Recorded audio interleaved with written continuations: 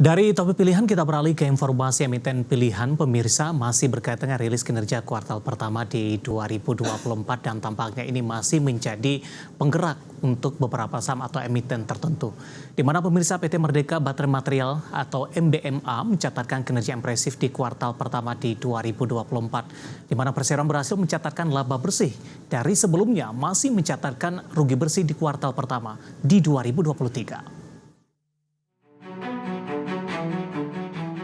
Dikutip dari Keterbukaan Informasi Bursa Efek Indonesia, PT Merdeka Battery Materials atau MBMA mencatatkan laba bersih sebesar 3,66 juta dolar Amerika.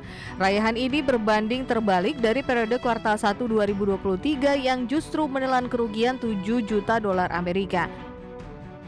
Sementara total pendapatan usaha melesat 211,23% year on year menjadi 444,2 juta dolar Amerika dari periode yang sama tahun sebelumnya di 142,7 juta dolar Amerika. Total pendapatan tersebut ditopang oleh berbagai produk olahan nikel pig iron dari pihak ketiga 239,02 juta dolar Amerika, nikel matte 196,9 juta dolar Amerika, dan biji nikel limonite 8,24 juta dolar Amerika.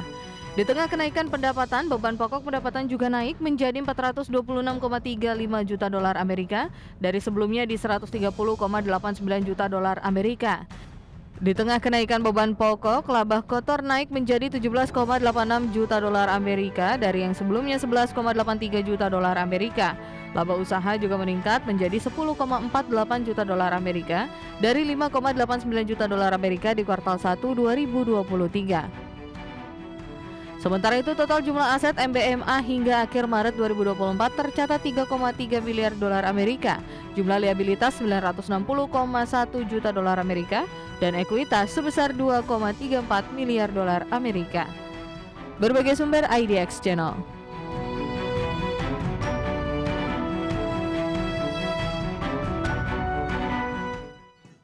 Dari perkembangan fundamental perseroan, pemirsa, secara teknikal di sepanjang perdagangan hari ini saham MBMA justru tertekan di tengah penguatan indeks harga saham gabungan. Tampaknya para pelaku pasar sudah melakukan atau sudah memperkirakan sebelumnya karena secara teknikal saham MBMA dalam beberapa waktu terakhir sudah mengalami kenaikan yang cukup signifikan. Langsung saja kita ke grafis yang pertama, kita akan coba lihat bagaimana pergerakan saham MBMA di sepanjang perdagangan hari ini yang justru melemah di tengah penguatan indeks harga saham gabungan. Dapat Anda saksikan grafis di layar televisi Anda pemirsa, posisi penutupan di perdagangan di hari sebelumnya, tepatnya di posisi 3 Juni, MBMA masih diperdagangkan di Rp725 per sahamnya. Pada pukul 9, dibuka melemah di 710 dan posisi yang sama di 9.50 waktu Indonesia Barat dan semakin tertekan hingga ke 11.30 waktu Indonesia Barat, di mana ini merupakan level terendah intraday-nya di sepanjang perdagangan hari ini. Pada pembukaan sesi kedua, pelemahan lebih ke arah terbatas untuk posisi dari MBMA. Saya juga akan sampaikan bagaimana updatean terakhir untuk MBMA di beberapa menit jelang penutupan. Tekanan dalam tampaknya masih terus berlanjut, bahkan melemah di 8,28% di Rp665 per sahamnya.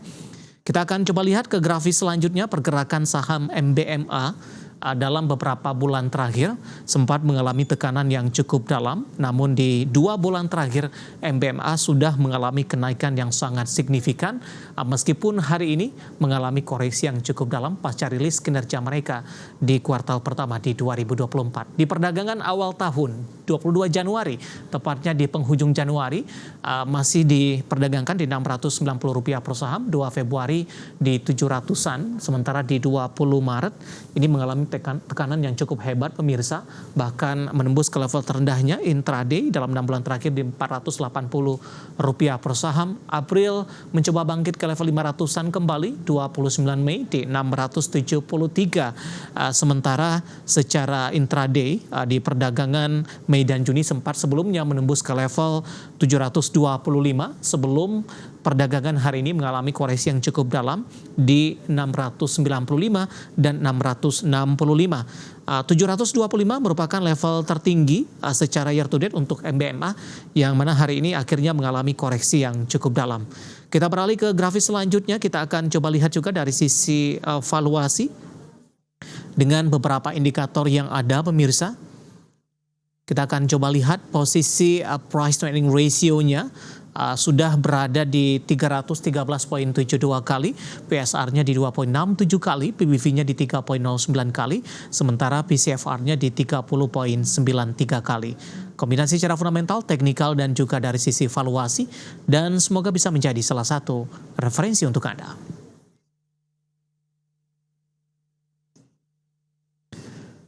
Kita akan jeda kembali dan tetap di tempat Anda karena setelah ini kita akan review bagaimana jalannya perdagangan di sepanjang hari ini dan nanti tak ketinggalan saham-saham pilihan apa saja yang direkomendasikan dan pemirsa kami akan segera kembali usai jeda berikut ini.